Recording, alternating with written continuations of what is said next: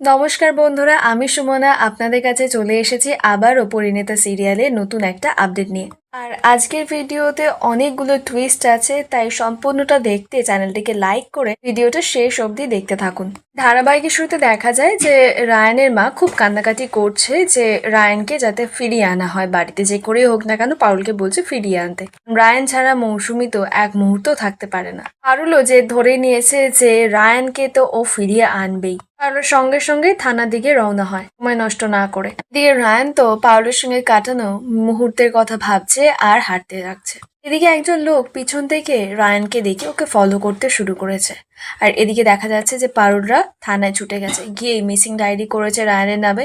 কিছুক্ষণের মধ্যেই রায়ানের ছবি পোস্টারে পোস্টারে দেওয়া হয় মিসিং বলে। পারুল তো রায়ানকে না খুঁজে পেয়ে একেবারে দিশেহারার মতো হয়ে গেছে। খুবই মন খারাপ যে রায়ান ওকে ছেড়ে কোথায় চলে গেল। এদিকে রায়ান তো অনেক দূরে গ্রিন ওয়েলফেয়ার একটা কোম্পানির কাজে যায়। ওখানের যিনি ম্যানেজার সপ্তর্ষি, রায়ান তার সঙ্গে গিয়ে কথা বলে। তো সপ্তর্ষি রায়ানকে জিজ্ঞেস করছে যে আমরা কিন্তু শুধু যে আমাদের দেশের জন্য কাজ করি তা নয়, সারা বিশ্বের জন্য কিন্তু আমরা কাজ করি। তো তুমি পারবে তো? তোমার ফ্যামিলিরা কি বলছে? তো রায়ান তখন জানায় ওর ফ্যামিলি ছেড়ে চলে এসেছে, ও লোকের সাহায্য করবে বলেই ও এই কাজ করতে এসেছে। সপ্তর্ষি রায়ানকে এটাও জানিয়ে দেয় যে যেখানে যুদ্ধক্ষেত্রের জায়গা সেখানেও ওরা পরিদর্শন করতে যায়। রায়ানকেও কখনো কখনো সেই সিচুয়েশনে পড়তে হবে, সেখানে যেতে হবে।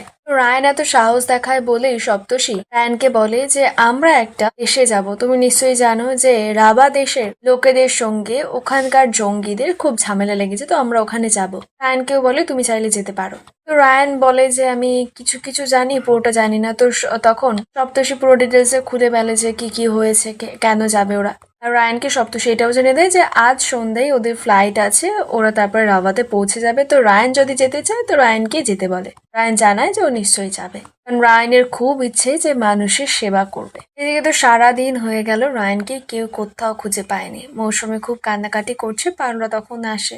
মৌসুমী অনেক আশা নিয়ে আছে যে রায়ানকে হয়তো ফিরিয়ে নিয়ে এসে, তাই একেবারে দরজার দিকে তাকাচ্ছে, বলছে কোথায় ও? তোমরা পেয়েছো আমার ছেলেটাকে? পারুলদের মুখটা একেবারে ছোট হয়ে আছে।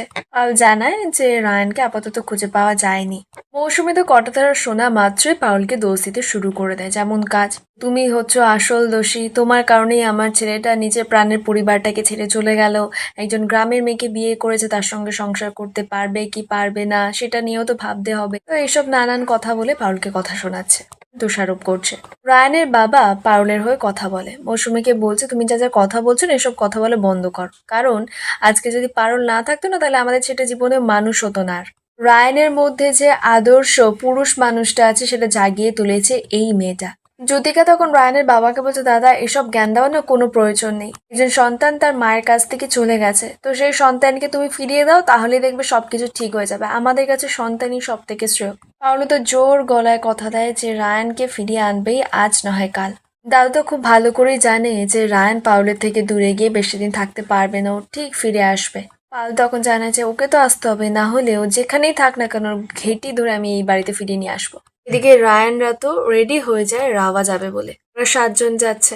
রায়ান তো যাওয়ার আগে মনে মনে পারুলের কথা ভাবছে, ওকে বিদায় জানাচ্ছে মনে মনে। বলছে তোর থেকে অনেক দূর, বহু দূর আমি চললাম পারুল।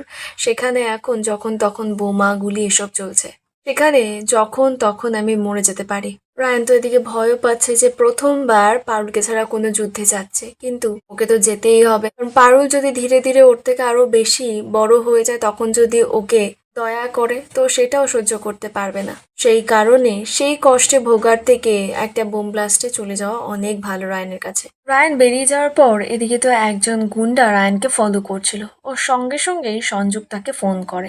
এদিকে তো জেলে সংযুক্তা থাকলেও কি হবে, ওর কাছে তো ফোন আছে, ও সঙ্গে সঙ্গেই ফোনটা ধরে। গুন্ডাটা তখন এসএস কে জানায় যে রায়ান এমনি বেরিয়েছে, রাভা যাচ্ছে, তাই ওকে কি অ্যাটাক করবে এখনই, এসব এসএস কে বলছে। তখন এসএস বলছে না শঙ্কর, এখন কিচ্ছু করবে না, ওকে শুধু ফলো করো। আপনাদের তাহলে কি মনে হয়, পারুল কি তাহলে পারবে রায়ানকে ফিরিয়ে আনতে বাড়িতে, নাকি রায়ান আবার কোনো বড় বিপদে পড়তে চলেছে? কমেন্টে অবশ্যই জানাবেন। আর এরকম আপডেট পেতে চ্যানেলটা সাবস্ক্রাইব করে রাখবেন।